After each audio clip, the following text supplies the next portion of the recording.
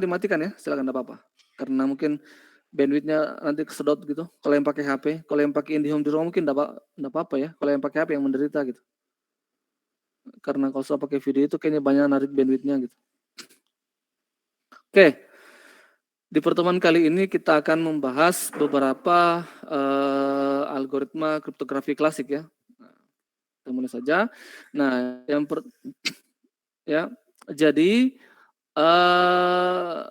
kalau Caesar chip beberapa chipper klasik ini kan ada Caesar chipper, V-Generate chipper, ada Playfair chipper, Alvin chipper, Hill chipper, dan Enigma chipper. Nanti ada sebagian mungkin yang dibahas, ada sebagian yang tidak dibahas.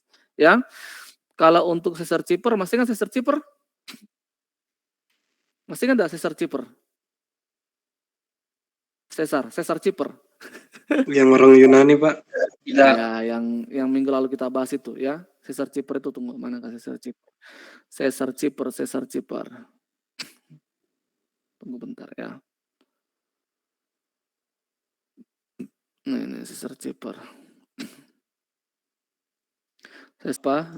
Substitusi. Jadi misalnya digeser 3 ke kanan, digeser 3 ke kiri. Kalau teman-teman perhatikan itu, ini dia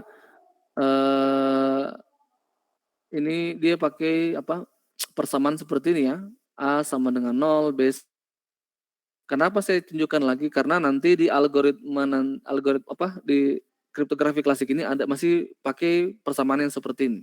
Hanya cara dan metodenya itu berbeda ya. Bagaimana cara menyembunyikan pesannya, bagaimana cara membuat ciphertext, cara membuat plain text.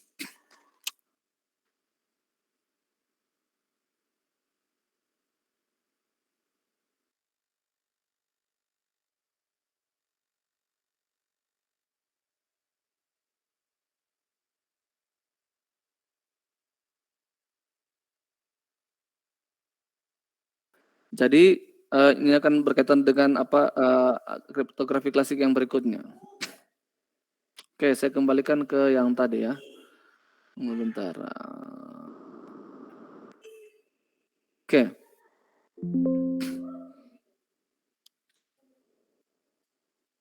Kembali lagi ya.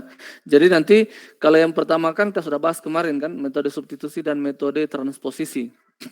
Saya harap teman-teman masih ingat bagaimana penggunaan metode substitusi itu dan bagaimana penggunaan metode transposisi itu.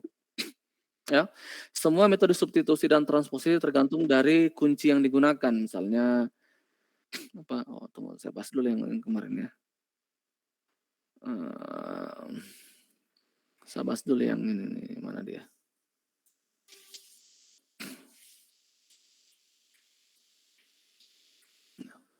Ya. Nah ini kan kalau kita lihat kemarin itu kan proses menggunakan substitusinya itu dia menggunakan menggunakan teknik pergeseran 3 huruf ke kanan, atau 3 huruf ke kanan, 5 huruf ke kanan dan seterusnya. Terserah mau pakai berapa pergeseran. Itu dia menggunakan metode substitusi. Ketika kita menggunakan kunci substitusi 3 huruf ke kanan, berarti untuk membukanya itu kunci substitusi 3 huruf ke kiri. Gitu ya. Jadi misalnya kalau A berarti 3 huruf ke kanan berarti tambah 3, berarti 4. Berarti pasangannya itu D ya, yang kemarin. A pasangannya D, dan sebagainya ya. B pasangan E dan seterusnya. Kemudian ada yang namanya metode transposisi. Ya. Kalau transposisi itu mengubah posisi ya. Ini transposisi, mana transposisi? Transposisi. Nah, kalau transposisi itu mengubah posisi huruf. Nah, ini adalah metode yang digunakan ya. Metode yang digunakan. Nah, begitu juga seterusnya ya. Jadi misalnya ini I disubstitusi dengan huruf I yang sama dengan angka 8 dan seterusnya. Begitu seterusnya. Jadi yang digunakan metode adalah metode yang ini ya, yang arah panah ini. Metode yang arah panah ini digunakan. Di sebelah juga menggunakan metode arah panah ini, di sebelah juga menggunakan metode arah panah ini. Makanya dia pasangannya seperti ini. Jadi kalau H pasangannya dengan L, ya.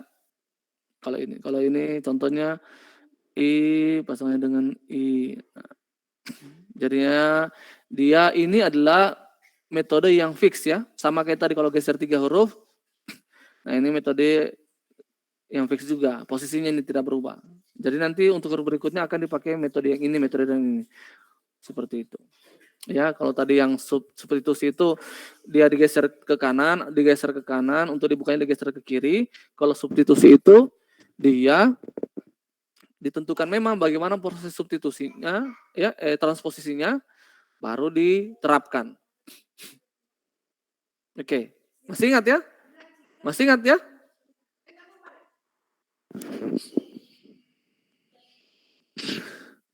Masih ingat ya? Pokoknya ini seperti ini dia teorinya. Jadi kalau misalnya kan ITB Ganesha ditentukan. Nah, misalnya satu pasangannya dengan ini, kemudian angka satu dengan ini, dia dipindahkan ke sini. Jadi I diganti dengan apa? Tunggu. Tunggu. Ya, seperti itu.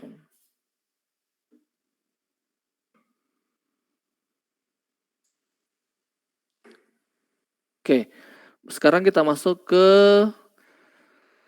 apa? Ke mana ini? Kemana lagi? Ke yang kriptografi klasik bagian kedua ya. Kriptografi klasik bagian kedua. Nah, yang dibahas itu adalah visionary chipper. Oke. Visionary chipper itu termasuk dalam chipper abjad majemuk atau polyalphabetic substitution chipper. Jadi yang majemuk ya. Kemudian dipublikasikan oleh diplomat ya, sekaligus seorang kriptologis Prancis yang namanya Blaise de Vigenère. Nah, pada abad 16 atau tahun 1586.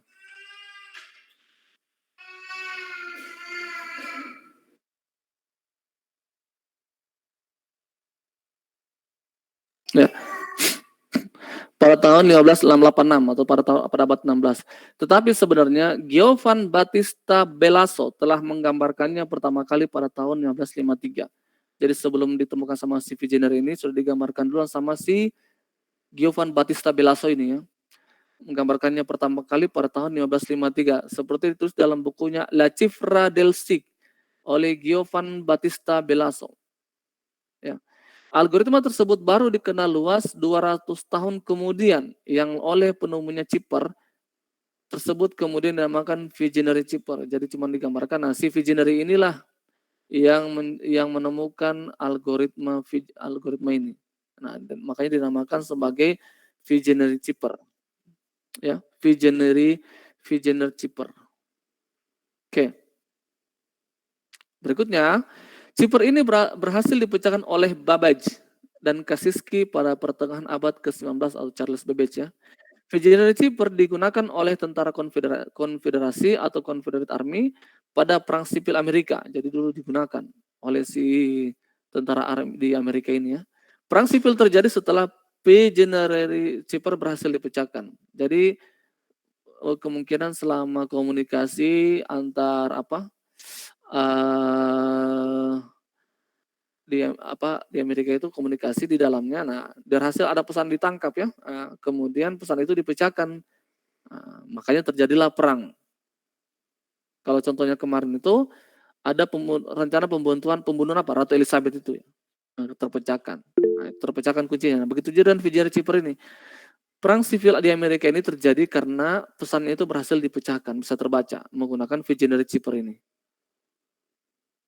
Karena si pesan itu memang disembunyikan menggunakan algoritma ini. Oke. Algoritma kan banyak dipakai, tapi kan berhasil dipecahkan itu pada abad ke-19. Kalau kita lihat dari penemuannya ini kan abad ke-16 ya. Abad ke-16 ditemukan. Dia mulai terkenal pada 200 tahun kemudian, berarti abad 18. Abad 18, 1800. Nah, tapi berhasil dipecahkan 100 tahun kemudian di abad ke-19 oleh si Charles Babbage dan Kasiski ini. ya. Nah, Vigenère cipher merupakan matriks Vigenère square untuk melakukan enkripsi, ya. Jadi kalau kita lihat contohnya seperti ini, ya, dia menggunakan matriks, ya. Matriks yang kalau kita lihat yang di atas ini A, B, C, D ini adalah untuk plain text-nya, ya. Nah, kemudian yang A, B, C, D ke bawah ini adalah kuncinya. Jadi ini kuncinya, ini yang digunakan untuk mengubah dari plain text ke ciphertext menggunakan kunci yang ini, ya. Jadi pasangannya apa, ya. Seperti itu. Dia contohnya seperti ini, jadi menggunakan bujur sangkar Vigenère. Jadi ini panjangnya sama semua, ya. Nah, seperti yang disampaikan tadi, saya sudah sampaikan sebelumnya, kalau dalam persamaannya itu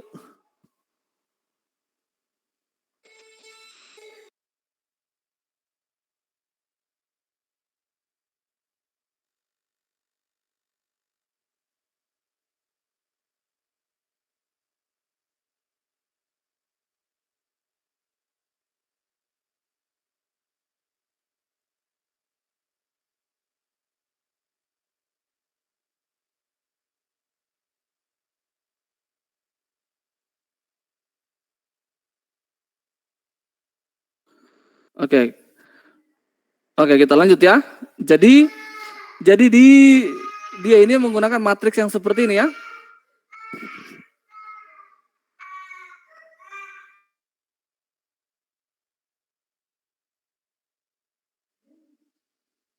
Jadi dia menggunakan matriks seperti ini contohnya, ya. Untuk melakukan proses enkripsi. Jadi kalau kita mau rubah misalnya, ya.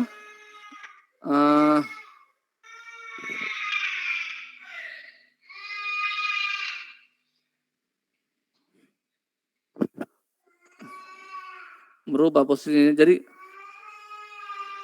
kita menggunakan apa? Mereka kalau Vigenère itu dia menggunakan apalagi namanya? Matriks yang seperti ini. Nanti sebentar dia akan lihat contohnya. Artinya ya, setiap baris dalam bujur sangkar menyatakan huruf-huruf ciphertext yang diperoleh dengan sisar cipher. Ya, artinya setiap baris I merupakan pergeseran huruf alfabet sejauh I ke kanan. Jadi dia ini juga masih mengadopsi dari sisar cipher itu. Ya.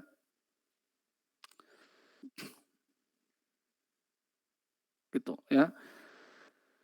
Kuncinya adalah string, di mana K itu K1, K2 sampai KM, di mana KI itu ya, lihat persamaan ini untuk itu dari apa persamaan seperti ini di mana itu lebih kecil, lebih besar daripada 1 dan lebih kecil daripada M. Jadi panjang itu apa? Panjang kuncinya ya. Misalnya kuncinya nanti ada berapa?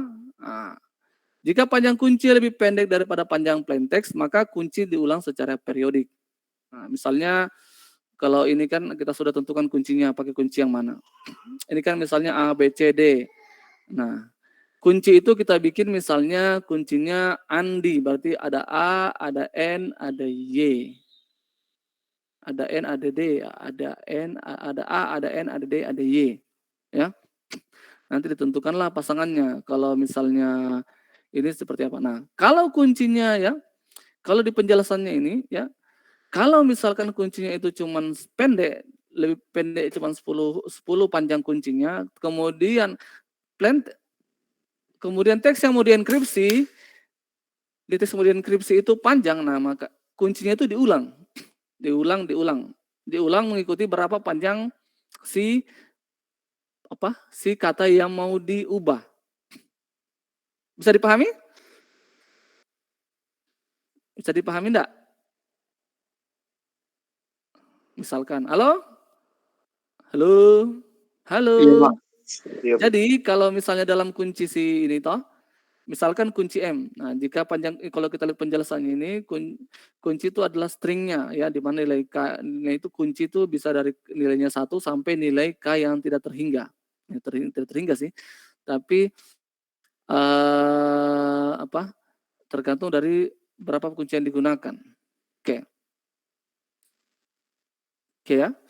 Nah, misalkan ya, jika panjang kunci lebih pendek daripada panjang plain text, maka kunci diulang periodik.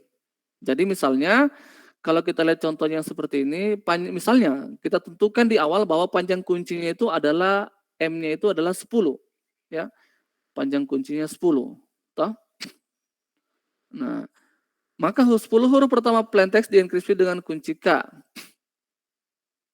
Setiap huruf QI menggunakan kunci KI. Jadi kalau kita lihat seperti ini, ya, this is plaintext. Nah, menggunakan ini Sony karena dia misalnya ini 1 2 3 4 5 6 10 sampai 10, ya.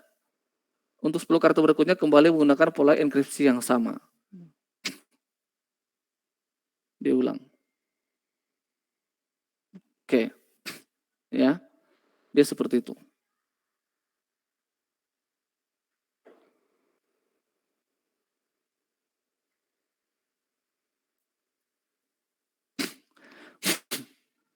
Nah, enkripsi dilakukan dengan mencari titik potong huruf plaintext dengan huruf kunci. Jadi misalnya kalau kita lihat yang seperti ini, kita tadi ketentukan kuncinya adalah Sony, ya. Kata Sony yang dijadikan sebagai kunci. Nah, baru kita tentukan pasangannya. Dicarilah pasangannya. Pasangannya dengan cara apa? Mencari titik potong. Kalau misalnya kita lihat kata this plaintext, ya, berarti T itu kan kalau kita merubah dari plaintext ini menjadi ciphertext menggunakan kunci Sony. Kenapa kunci Sony? Karena tadi misalnya kuncinya itu lebih pendek daripada plaintext, makanya dia berulang. Bisa dipahami? Halo? Bisa, Pak. Nah, kunci ini kan kita tentukan awalnya, ya, bisa saja bukan Sony kayak yang saya sudah sampaikan tadi, bisa saja siapa, bisa saja apa katanya, itu boleh. Nanti tinggal diulang kalau misalnya ternyata pada penerapannya itu plaintext itu lebih panjang dari kuncinya. Memang sebenarnya rata-rata itu, ya, plaintext itu akan lebih panjang daripada kuncinya, makanya diulang. Nah, kalau kita lihat ini pasangannya misalnya huruf plaintextnya itu T, kuncinya itu setelah dipasangkan dengan seperti ini, ya, dibikin seperti ini, yang ini, ya. This is plaintext bawahnya Sonis. Nah, kita baru rubah sesuai dengan apalagi namanya ini? Tabel diagram ini. Tabel diagram apalagi namanya tadi ini?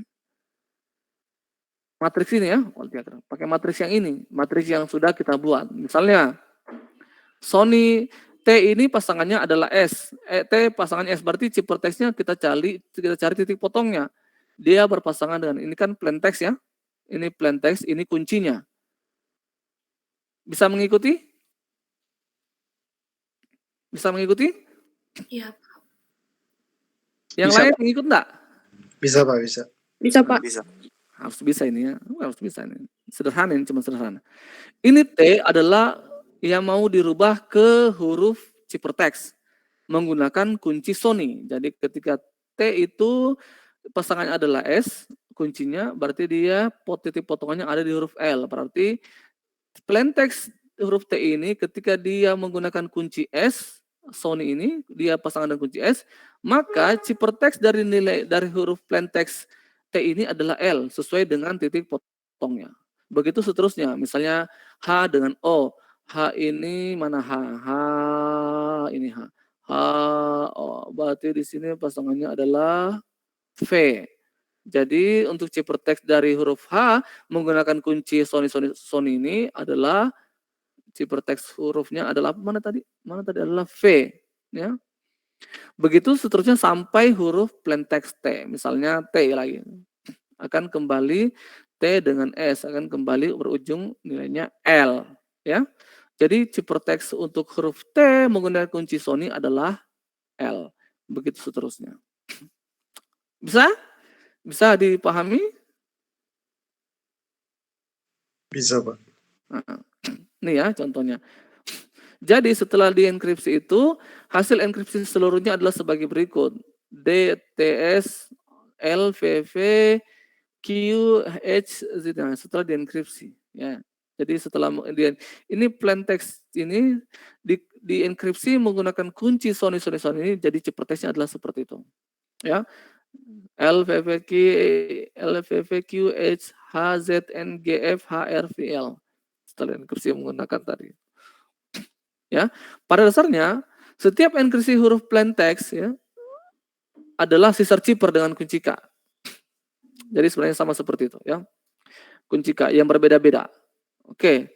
Kalau kita lihat seperti ini, enkripsinya itu di mana ciphertext ya. Untuk mencarikan ciphertext ada plaintext yang dienkripsi, di mana untuk mengubah plaintext ini menjadi file enkripsi data yang terenkripsi menjadi ciphertext, dia menggunakan rumus yang sama ketika menggunakan rumus sister cipher.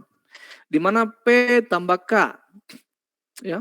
P tambah K itu misalnya posisi hurufnya nih ya, ini huruf P, ini huruf plaintextnya, ini huruf kuncinya. P itu kunci, P itu plaintext, K itu kunci. Ya. P itu plaintext, K itu kunci, di mode dengan 26. Ya. Ini untuk nilainya. Ya. Kalau kita lihat penerapan dari algoritma ini, persamaan ini, misalnya T tambah S mod 26. Ya, T itu kan nilai si ini ya, T ini, T. Nah, berarti kan plaintext sama kuncinya. T itu plaintextnya, S itu kuncinya, mod 26. 19 tambah 18. Ingat ya, 9 kalau kita hitung ini kan, T itu berapa sih T? 1, 2, 3, 4, 5, 6, 7, 8, 9, 10, 11, 12, 13, 14, 15, 16, 17, 18, 19, 20. Ya, 20. Tapi kenapa di sini dia 19? Kenapa nilainya 19? Karena Yang tahu? start dari 0, Pak. Hah? Start dari 0. Iya, karena kalau kita lihat di persamaan yang saya sudah jelaskan tadi ya, yang sister cipher itu nilainya itu dimulai dari 0. Ya. Mode ini adalah menentukan jumlahnya ya, bukan startnya. Mode ini menentukan jumlah hurufnya, jumlah alfabetnya kan 26. Tapi kita mulai dari 0 untuk urutannya. Jadilah 19 tambah 18. 19 ini adalah si plaintext tadi. Kemudian si 18 ini adalah kuncinya. Jadi ketika 19 tambah 18 mod 26. 19 tambah 18 mod 26. Jadinya 37 toh. 37 mod 26 berapa? 3, Pak. 37 mod 26. Loh. 11, Pak. 11. Dari mana 11 itu? 11 itu dari mana? Sisa baginya, Pak. Sisa baginya. Kalau jadi kalau cara gampangnya itu adalah 37 ini kurang 26. Berarti sisa baginya adalah 11. Jadi kalau berarti 26 bagi 6 1 kan. Dari 37 mod 26 sisanya 11. Kalau 25 mod 26 berapa? 25. 25 mod 26 berapa? 25. 25, Pak. Oke ya, seperti itu. Begitu dan seterusnya. Kalau kita berdasarkan persamaan ini, kalau kita ini kan, kalau yang seperti ini kan kita menggunakan cara manual ya. Nah, kalau secara persamaannya ini seperti ini. Ya. Ditambah berapa, baru jadinya berapa. Jadinya seperti itu. Kalau kita lihat 11 itu bagaimana posisinya 11? 11. 11.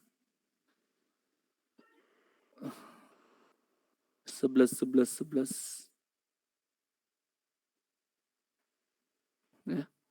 11 pasangannya L. JKLM. Oke. Lanjut ya. Kok di sini sih? Oke.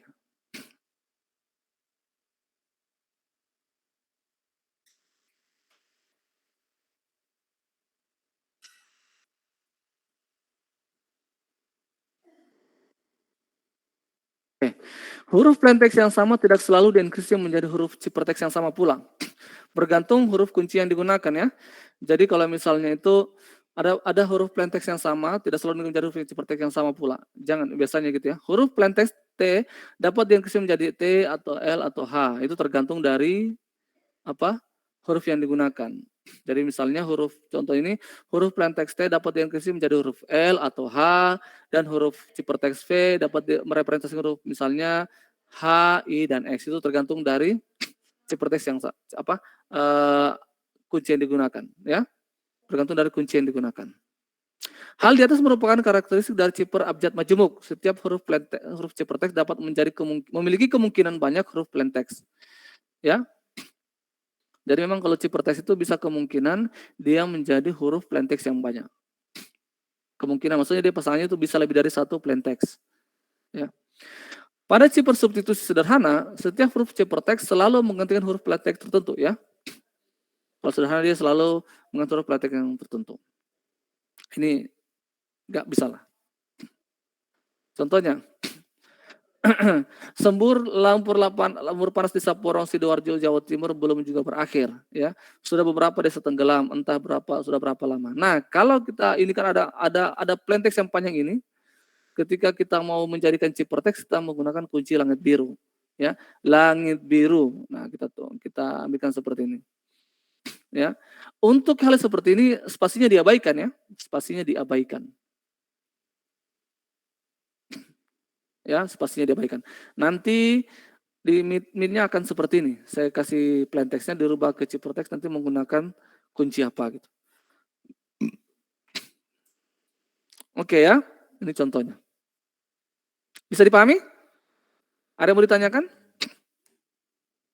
Sebelum saya next slide-nya ini.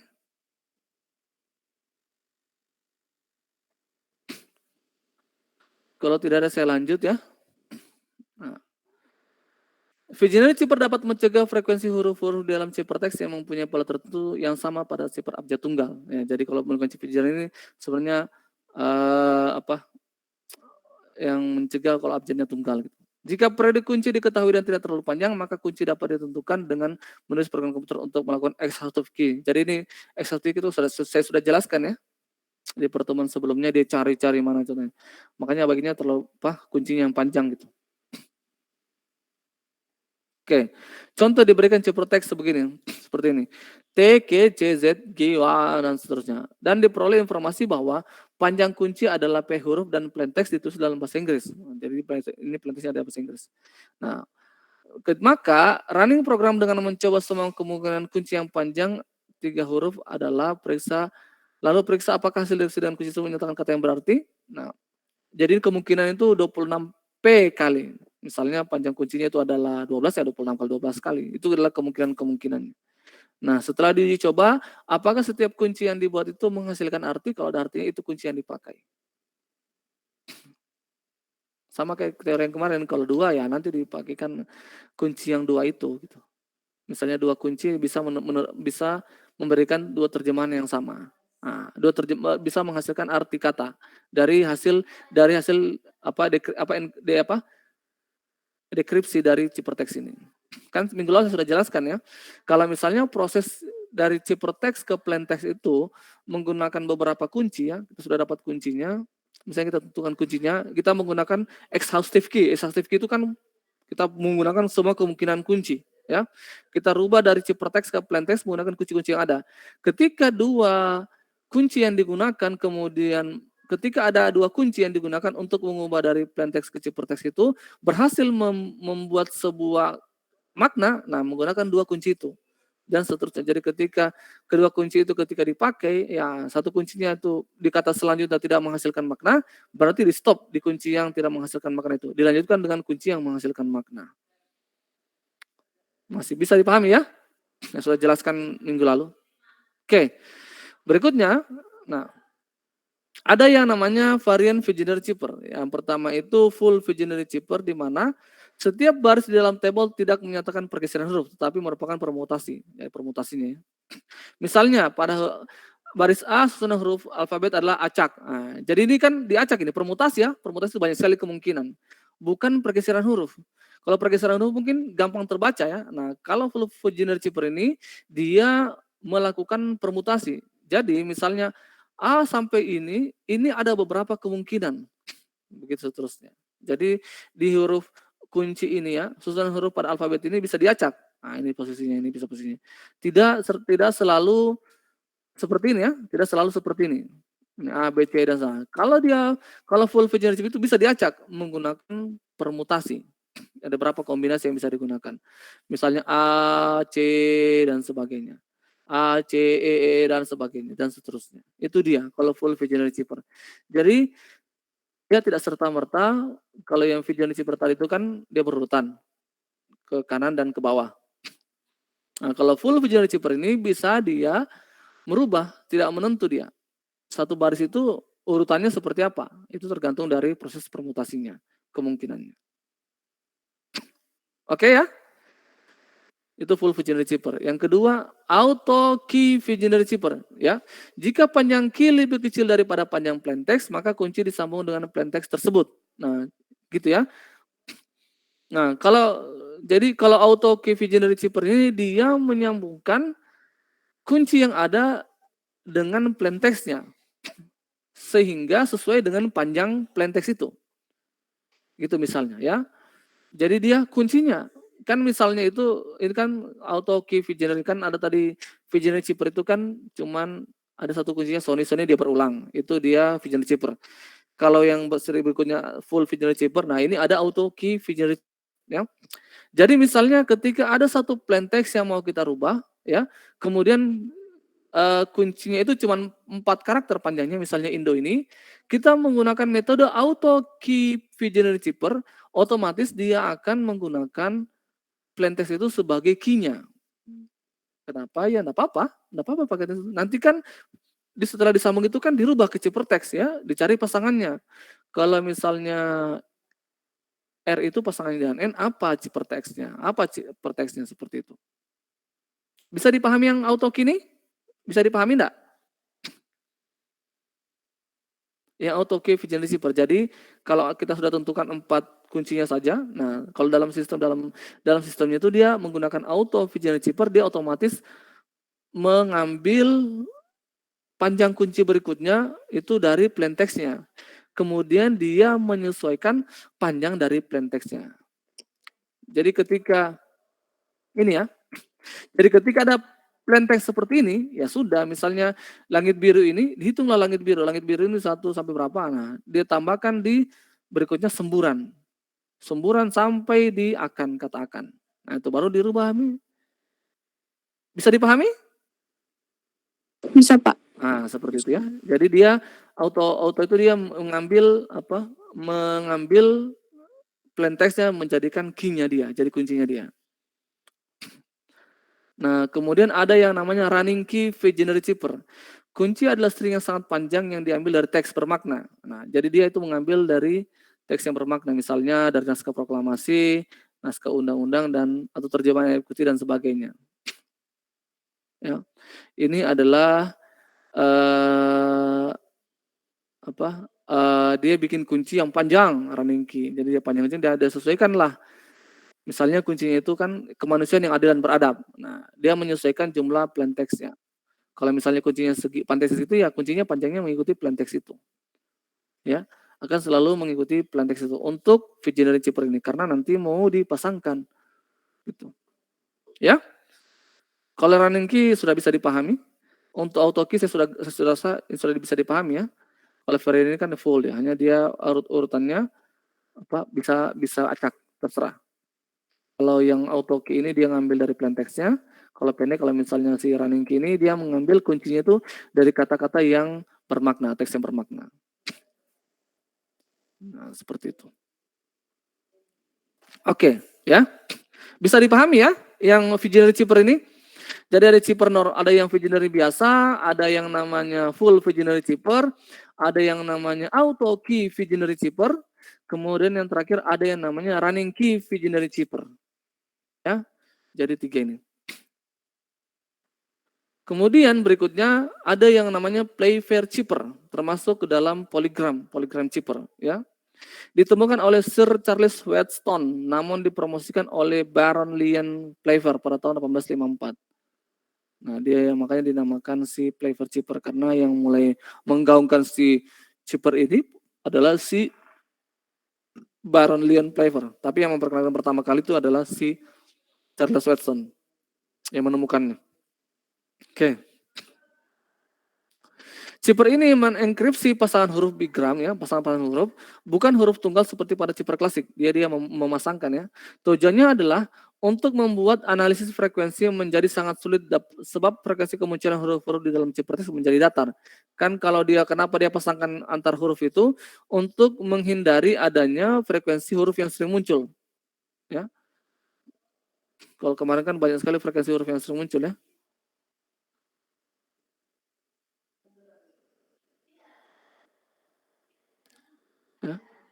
Jadi dia itu untuk menghindari adanya frekuensi huruf yang sering muncul ya. Dia makanya pakai menggunakan dia itu mengenkripsi pasangan huruf.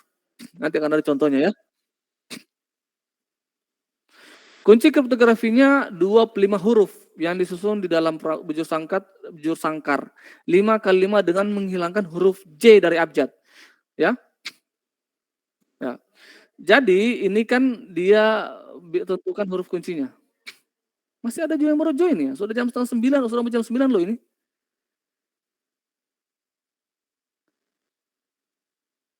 Masih ada yang baru join teman-temannya kalian ini. Jam berapa ini baru join?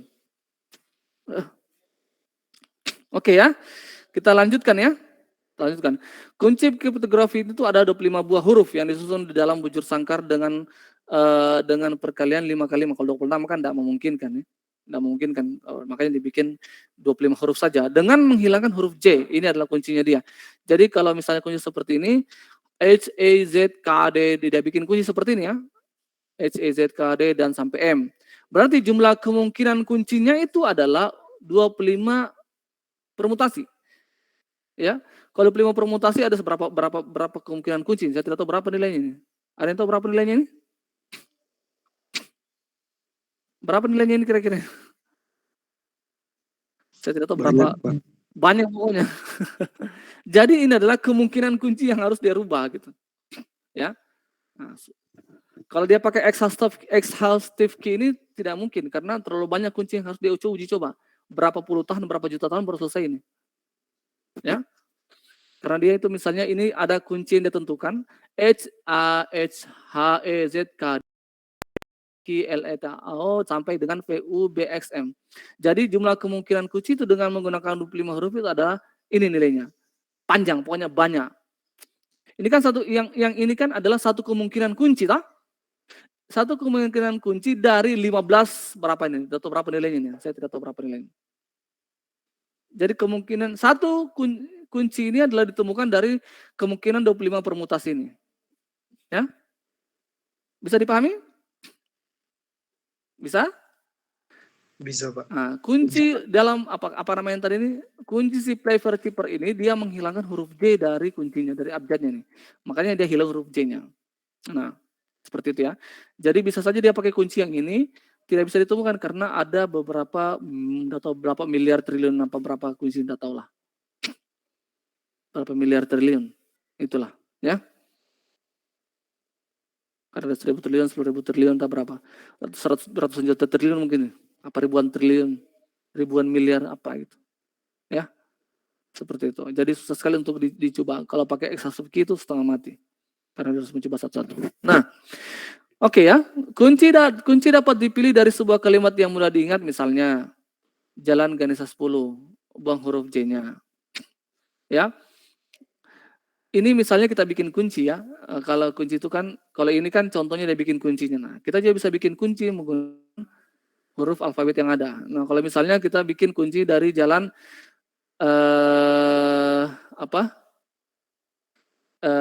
Jalan Ganesha 10, ya. Jalan Ganesha 10 ini kita buang huruf J-nya. Ya. Ya, ini kuncinya. Ya, kita membuat kunci dari kalimat ini. Kita bisa bikin kunci apa saja ya. Kita bisa bikin kunci tergantung dari kita mau bikin kunci seperti apa. Oke ya. Nah, misalnya ada satu kalimat yang mau kita jadikan kunci. Misalnya kalimat ini Jalan Ganesha 10. Nah, kita mau jadikan kunci. Nah, kita rubah dulu, kita buang huruf J-nya. Ya, jadinya seperti ini. Setelah huruf G-nya kita buang lagi huruf yang berulang. Nah, tinggal yang tersisa itu ALN, GS, SHPU. Nah, kemudian kita tambahkan huruf-huruf yang belum ada di dalam huruf ini. Jadinya seperti ini, tanpa huruf J ya, karena memang huruf J-nya dibuang. Tidak tahu kenapa huruf J-nya dibuang, mungkin karena kalau pakai huruf J itu adalah kemungkinan terbacanya itu gampang gitu, lebih mudah mungkin. Ya. Lalu tambahkan huruf-huruf yang lainnya, jadilah seperti ini. Huruf-huruf yang lain ini adalah ditambahkan karena dia belum muncul di huruf yang AL Ganesha ini. Jadi tambahkan yang belum muncul di sini. Ya? Bisa dipahami prosesnya? Halo? Bisa dipahami prosesnya ini ya? Kenapa dia muncul seperti ini? Bisa dipahami? Halo?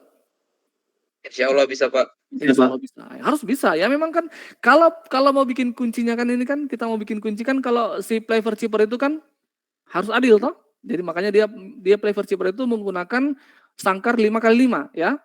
Untuk 5x5 itu harus diisi kuncinya, harus diisi full ya. Untuk diisi full dihilangkan huruf J. Ya jadinya dapatlah kuncinya. Nah, kita mau bikin kunci sendiri. Nah, kita mau kunci sendiri dari mana? Oh, kita bingung ya sudah kita ambil satu kalimat. Ya. Kita ambil satu kalimat. Nah, kita anggap kalimat ini misalnya kalimat apa saja, kemudian kita rubah kalimat itu menjadi kunci. Untuk proses perubahan kuncinya misalnya kita tentukan. Yang pertama, kita hilangkan huruf J-nya atau kita hilangkan huruf yang berulang ya. Kalau di slide ini ada contohnya ya, Jalan Ganesha 10 ya. Jalan Ganesha 10 itu kita mau jadikan kunci. Nah, kita hilangkan dulu huruf yang kita hilangkan spasinya juga, kemudian kita hilangkan huruf yang sering muncul.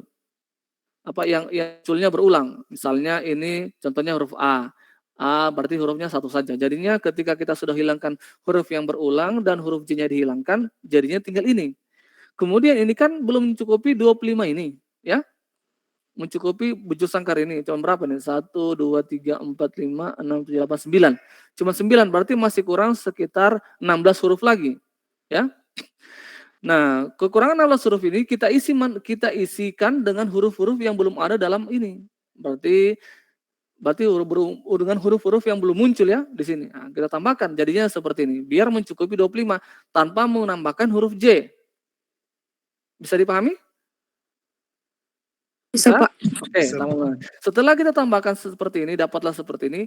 Kemudian panjang huruf kunci ini yang kita sudah bentuk, kita kasih masuk ke dalam bujur sangkar kita. Jadinya A, L, N, G, S, E, dan seterusnya. Sampai V, W, X, Y, Z. Gitu. Jadilah kuncinya kita. Jadilah satu kunci kita. Inilah kunci yang kita buat. Kunci yang kita buat ini nanti kunci yang digunakan untuk mengenkripsi pesan. Ya. Nah, kemungkinan kunci ditemukan ini susah karena dia harus mencari mana. Dia harus mencari dua kemungkinan kunci dari 25 permutasi ini. Oke? Ya. Ini didapat dari kemungkinan kunci yang tadi. Oke, ya. Oke, kita lanjut. Ya, kita lanjut.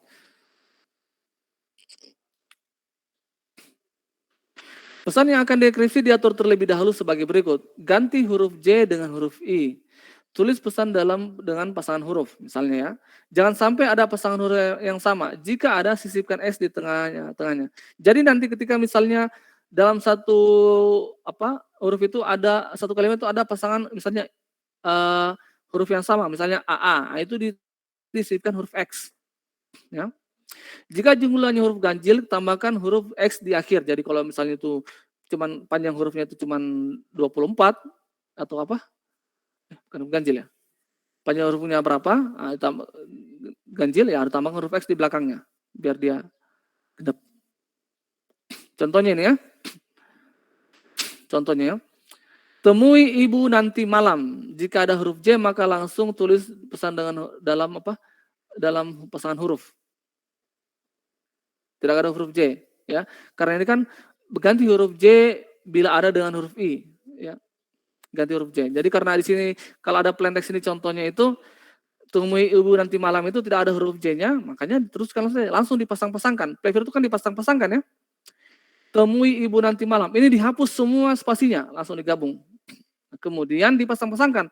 Temui ibu. Ini kan I sama I, temui sama ibu kan I-nya sama ya. Makanya disisipkan di tengahnya ini berdasarkan aturannya ini jadilah disisipkan X. Jadi temui X ibu EN anti malam. Nah, ketika sudah dipasangkan ternyata panjang setelah ditambahkan huruf X ini ternyata dia jadinya ganjil. Nah, ditambahkanlah huruf X di ujungnya biar tulisannya berpasangan. Kenapa? Yang ini ya. Misalnya karena kalau X ganjil itu kan tidak ada pasangannya. Nah, ini ditambahkan X biar ada pasangannya. Jadilah hurufnya itu seperti ini. Temui X ibu yang seperti itu. Oke, ya. Seperti itu ya. Temui. Jadi sebelum dienkripsi itu diatur dulu pesannya. Diatur dulu plain text-nya. Jadinya seperti ini. Dibikin berpasang-pasangan. Nah, berikutnya ini adalah algoritma enkripsinya seperti apa. Algoritma enkripsi dari plaintext ini. Oke, ya. Jika dua huruf terdapat pada baris kunci yang sama, maka tiap huruf diganti huruf di kanannya. Misalnya, kita ketemu huruf D dengan I, ya ini kan satu baris dia. Nah, karena satu baris, makanya dia harus diganti huruf di kanannya. Ya, jadinya D diganti F, I diganti dengan K. Jadinya ketika D, ya, D ini kan satu baris ya, huruf D ini. Kalau PU juga huruf baris satu baris. Pu, al ini kan satu baris. Nah, diganti huruf di kanannya. Jadi kalau algoritma enkripsinya itu ketika ada huruf yang di dalam satu barisnya itu bersama, ya, nah itu dia diganti huruf di sebelah kanannya. Contohnya ini ada bigram pasangan D. Nah ini kan mau dirubah ya. Nah kalau jadikan di huruf digeser ke kanannya. Berarti jadinya D itu diganti huruf F, I diganti dengan huruf K di samping kanannya. Jadinya ciphertextnya itu F dan K. Begitu juga di bigram. Misalnya ini contohnya adalah QT. Ya, QT ini kan berada dalam satu baris. Misalnya, ya, kalau ketika kita sudah pasangkan kalimatnya itu ternyata ada pasangan satu baris. Nah, kita rubahlah ke kanan, Q diganti R, T itu ke kanannya adalah M, ya. T itu ke kanannya adalah M, bukan ke bawah ya, tapi yang satu barisnya. Akan berulang seperti itu. T pasangannya M, Q pasangannya. Misalnya Mo itu berarti Mo pasangannya O pasangannya Q. Gitu ya. Q pasangannya, O pasangannya Q. Bisa dipahami?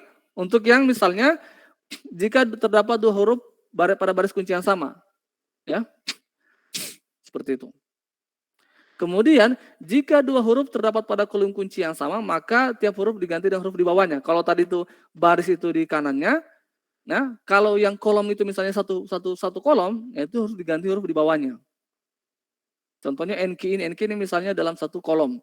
Dia diganti berarti N diganti P, Q diganti X. Begitu seterusnya. Kalau yang OW ini, O diganti W diganti L. Selama dia berada dalam satu kolom. Dia itu akan selalu ke atas. Tidak ke kanan, tidak ke kiri. Tidak ke belakang. Berikutnya, jika dua huruf tidak pada baris yang sama atau kolom yang sama, maka huruf pertama diganti dengan huruf pada perpotongan baris. Ya. Ini kalau misalnya kita mau merubah kalimat bigram HZ ya. Jika dua huruf misalnya ini kan selama ini kalau kita mau enkripsi mau merubah, ini kan hurufnya itu yang satu baris, kalau tidak satu baris satu kolom. Berarti dia digeser ke kanan atau dia digeser ke bawah, tergantung dia posisinya di mana. Apakah ketika dua huruf itu berada dalam satu baris atau berada dalam satu kolom? Ya? Paham? Bisa dipahami? Paham, Pak. Nah, jadi misalnya nanti ya, kalau kita sudah bikin seperti ini ya. Ini kan sudah pasangan-pasangan huruf tadi ya. Nah, ini kan ketika kita mau mencocokkan kuncinya ya. Mau mencocokkan kuncinya nanti. Nah, kita mau lihat dia ternyata berada dalam satu baris. Kalau dalam satu baris ya sudah kita rubah ke F. Kita rubah ke kanan, ya, rubah ke kanan. Kalau dia misalnya dalam satu baris rubah ke kanan. Kalau misalnya kata yang mau kita ubah itu, kata yang mau kita rubah itu dia berada dalam satu baris, satu kolom, kita rubahnya ke bawah. Kalau tadi yang satu baris itu rubah ke kanan, kalau yang satu kolom rubah ke bawah. Kalau misalnya hurufnya itu berbeda posisinya, ya. Jika dua huruf tidak pada baris yang sama atau kolom yang sama, maka huruf pertama diganti dengan huruf pada perpotongan baris huruf pertama dengan huruf kolom kedua, dengan kolom huruf kedua. Jadi misalnya gini ya, ini kan misalnya ada diagram H dan Z. H ini kan posisinya di sini, Z itu posisinya di sini, ya. Oke. Jadi H itu perpotongannya adalah di sebelah kanan. Jadi bacanya itu pasangannya H adalah B. Karena dia perpotongannya ini ya, antara H dan Z itu sebelah kanan dan ke atas dia di sini. Ya. Nah, huruf kedua diganti dengan huruf pada titik sudut keempat dari persegi panjang yang dibentuk dari 3 huruf yang digunakan sampai sejauh ini. Jadi kalau kita lihat seperti ini ya, H itu lihat perpotongan antara H dengan Z. Nah, berarti dia ini pasangannya B, kemudian itu Z pasangannya adalah W. Perpotongannya seperti itu. Jadi nanti ketika dienkripsi, huruf H ini adalah pasangannya adalah B dan huruf Z pasangannya adalah W. Karena H itu sudah digunakan oleh si B. B itu digunakan oleh si H. Bisa dipahami? Bisa? Bisa, Pak. Oke. Nah, kan kita lihat contohnya ya. Nah, kita lihat contohnya, ini adalah contohnya. Temui ibu nanti malam. Nah, temui ibu nanti malam ini kita rubah dulu, bikin pasangannya dulu ya. Kita pasang-pasangkan, misalnya T sama T, M sama U, I sama I ini kan karena sama, I sama I harus di tengah-tengahnya dipisahkan. Ditambahkan huruf X di antaranya. Jadi I sama X, kemudian I sama B, U sama N, A sama N, T sama I, M sama A, L sama A.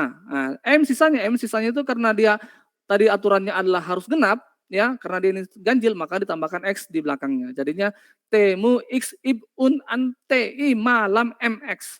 Mala MX. Nah, kemudian kita gunakanlah kunci yang kita sudah buat tadi, yang ini ya. Nih, ya. Jadi urutannya seperti itu. Kita bikin kuncinya dulu, kemudian kita bikin pasangannya. Aduh, masih ada yang masuk ini. Siapa yang masuk ini? Ya Allah, sudah jam 9. Ya. Ini pasangannya nih. Nah, setelah kita bikinlah seperti ini. Jadinya seperti apa? Misalnya TE, mana TE? TE. TE ini satu kolom ya. TE satu kolom toh? Iya, Pak. Nah, T sama E. Kalau kolom itu dia berarti ke bawah. Oke ya. Jadi ketika di enkripsi ini T itu jadi dirubah menjadi Z dan E itu dirubah menjadi B. B. D. Oke, tunggu bentar. Ya. Kemudian MU mana MU? MU ya. Ini kan ini M, ini U. Berarti dicari titik potongnya ke kanan. Ke kanan ya. M, U. Berarti pasangannya M adalah R dan pasangannya U apa? S. Ke kiri. Ya. Bisa? Bisa, Pak. Kemudian IX itu mana? I dan X ya. Berarti itu IX. IX itu berarti pasangannya si X adalah pokoknya harus ke kanan dia. Jadi yang dapat pasangan pertama itu potongan itu adalah ke kanan. Jadi kalau kita lihat seperti ini, pasangannya I dan X adalah X itu kan bukan baca ke bawah ya. Jadi kayak contohnya MU ini, MU itu kan yang dibacanya dia ke kanan ya, bukan langsung S, bukan ke atas, tapi dia baca ke kanan dulu baru baca kolom. Aturannya seperti itu, baca baris dulu baru baca kolom. Bisa dipahami? Bisa dipahami enggak? Jadi aturannya ini baca baris dulu baru baca kolom. Maksudnya gini, ketika ada kata-kata yang MU ini kan M sama U. Berarti yang dibaca adalah ke kanannya itu pasangannya adalah R, M pasangannya R, toh? U pasangannya S karena dia ke kiri. Ya, dia cari ke kanan. Bisa? Dia bacanya. Jadi pasangannya M itu, U itu kan dia bacanya ke kanan toh? Nah, pasangannya adalah S. Bukan. Apa yang ini dia? Pakai yang ini nih. Pakai yang ini nih. Metode yang ini. Hah? Ya, pakai metode yang ini. Jadi W itu pasangannya H itu diganti dengan huruf B, Z itu diganti dengan huruf W, ya. Karena yang dibaca pertama kali adalah baca ke kanan, baru sisanya menyesuaikan nih. Contohnya ini, M sama U. Jadi ketika ada huruf M, itu yang mu ini dirubah kita menggunakan metode yang ini ya, yang kotak ini. Jadi itu perpotongannya di mana? Perpotongannya antara M dan U adalah R. Perpotongan ke kanan ya. Jadi yang dibaca itu baris ke kanan baru ke atas, baru kolom. Jadi baris dulu baru kolom. Bisa dipahami? Jelas? Jelas enggak? Oke, jadi misalnya ada kata MU. MU ini mau kita rubah ke ciphertext. Jadilah misalnya M sama U. Perpotongan antara M dan U adalah R. Yang dibaca pertama kali adalah ke kanan, berarti ketika ada pasangan seperti ini, M itu pasangannya R. Ya. Untuk memasangkan itu pasangannya R. Kemudian U itu pasangannya S. Jadinya ketika mu dienkripsi menggunakan kunci ini, jadilah ciphertextnya adalah R dan S. Jadi M pasangannya R, U pasangannya S. Jelas? Jelas, Pak. Oke, sekarang berikutnya adalah IX ya. IX ini kan kita lihat ini yang kotak ini nih. Bagus memang sebenarnya ini ketika kita di offline ini. offline harusnya. Ini kan pasangannya. Semua kita cari titik potongnya antara I dan X. Antara I dan X itu baris dan kolom. Ingat ke kanan ya, bukan ke kiri. Berarti ketika dibaca adalah I dan X itu pasangannya adalah Y. Toh? Tetapi Y ini bukan pasangan dari I karena dia yang saya bilang tadi urutannya itu baris dulu. Berarti nilai X ini diganti dengan nilai Y, baris ke kanan. Kemudian nilai I ini diganti dengan nilai F. Jadinya adalah I itu pasangannya F, X pasangannya Y. Karena yang dibaca pertama kali itu adalah ke kanan dulu, baris dulu baru kolom. Dan barisnya ke kanan. Ya. Kemudian contoh berikutnya ada IB. IB, ini IB ya. IB toh? IB ini, IB. Jadi perpotongan antara I dan B adalah K. Yang dibaca pertama kali adalah barisnya dulu ke kanan. Nah, berarti I diganti dengan K ya. Kemudian B diganti dengan U. Contoh berikutnya ada UN. UN ya. UN. UN ini kan kotak ini. Aduh. UN yang ini ya, UN. UN itu adalah ketika titik potongnya antara U dan N adalah G ke kanan ya, ke kanan. Berarti kalau kita baca ini U itu enggak bisa pasangan dengan G, harus N dengan D karena dia baca pertama kali adalah baris dulu ke kanan baru kolom ke bawah atau ke atas. Jadinya setelah di nilai UN ini, U pasangannya adalah P dan N ada pasangannya adalah G. Bacanya makanya ketika UN diubah berarti PG ketika diubah ke ciphertext. Karena U pasangannya P, G pasangannya N. G pasangannya dengan N. N pasangannya dengan G. Seperti itu. Ya, N pasangannya dengan G. Jelas? Nah, ini contohnya AN ya. AN lagi. An. An tadi kan kalau an itu diapakan dia an? Kalau yang satu baris? Digeser ke kanan. Ke kanan. Jadi an itu misalnya A dengan N. Jadi A diganti dengan L, N diganti dengan G. Jadinya LG ya. Kemudian TI, mana TI? TI, ini TI lagi. Kalau TI ini kan berarti kalau TI ini apa pasangannya? R, Pak. T pasangannya adalah R, berarti I pasangannya K, karena dia baca ke kanan. Kemudian mana ma? Ini satu kolom. Ma ini satu kolom ya. Berarti M diganti dengan huruf B, A dengan S. Kalau la ini dia gimana ini? La. La ini gimana la? La itu kan digeser ke kanan. Toh, berarti A diganti dengan L diganti dengan N. Jadinya L. Jadinya gitu ya. A diganti dengan L, ya. L diganti dengan N. Kemudian ada MX. MX itu mana MX? MX, begini dia MX. Berarti M itu diganti dengan huruf Q, X itu diganti dengan huruf V. Jadilah setelah di ciphertext, di enkripsi menggunakan kunci yang sudah dibuat, jadinya seperti Z, B, RS, FX, dan seterusnya. Oke? Bisa dipahami? Bisa, Pak. Oke, nanti mungkin insya Allah kalau ada waktu minggu depan kita akan kita bahas ulang lagi ya, karena mungkin agak ribet kalau kita kuliah online ini. Jadi algoritma enkripsi ini adalah penjelasan anunya ya, penjelasannya yang saya sudah jelaskan tadi. Oke, nanti minggu depan kita kalau ada waktu kita bahas lagi. Saya kasihkan contoh soal gitu. Algoritma enkripsi dekripsinya kebalikan dari algoritma yang tadi ya. Ya. Seperti itu. Jika ada huruf terdapat baris jurusan karena sama, maka diganti dengan huruf di kirinya. Dia dibalik ke kiri. Kalau tadi itu sama kayak sama kayak Caesar cipher itu kalau geser ke kanan untuk enkripsinya. Kalau proses dekripsinya itu dikembalikan ke kiri. Ya. Yang pertama ini jika ada huruf terdapat pada baris bujur sangkar yang sama maka digeser ke kiri. Kalau yang pada kolom yang sama digeser ke atas ya. Kalau yang enkripsinya digeser ke bawah, kalau yang dekripsinya itu digeser ke atas. Ini contohnya, pokoknya seperti itulah. Jika ada huruf tidak pada baris yang sama atau kolom yang sama, maka huruf pertama diganti dengan huruf pada perpotongan baris pertama, huruf pertama kolom kedua. Dia ke kiri ya. Kalau tadi pertama ke kanan ini ke kiri. Buanglah huruf X yang tidak mengandung makna. Jadi itu kemudian dibuanglah huruf X yang tidak mengandung makna ini. Oke. Jadi itu proses dekripsinya. Ya.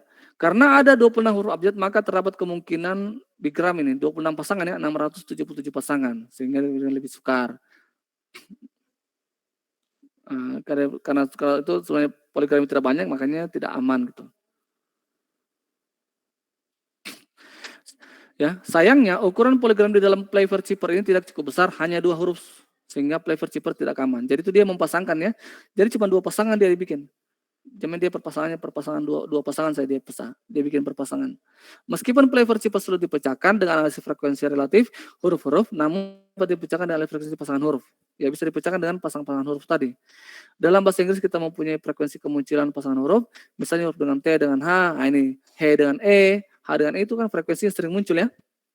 Nah, dengan menggunakan tabel frekuensi kemunculan, nah itu bisa dipecahkan. Oke? Saya rasa cukup ya. Ada pertanyaan? Untuk algoritma klasiknya yang kedua ini, ada pertanyaan? Tolong dinyalakan kameranya, kita foto dulu sebelum kita tutup. Nyalakan kameranya ya, teman-teman. Nyalakan kameranya. Nanti insya Allah minggu depan kita akan bahas kembali mengenai algoritma ini, bagaimana apa lagi namanya, pengerjaannya gitu.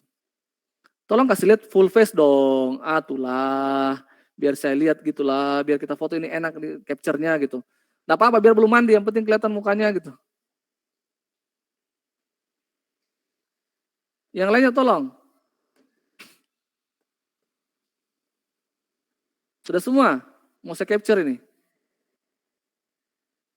Nggak apa-apa, mau saya capture bahwa buktinya ada ya. Karena nanti insya Allah minggu depan kita bahas lagi. Oke? 1, 2, 3. Oke, terima kasih ya. Sampai ketemu minggu depan. Nanti tolong diingatkan karena minggu depan kita sudah kuliah offline lagi. Oke, Assalamualaikum warahmatullahi wabarakatuh. Waalaikumsalam. Waalaikumsalam. Terima kasih, Pak. Saya tutup roomnya ya.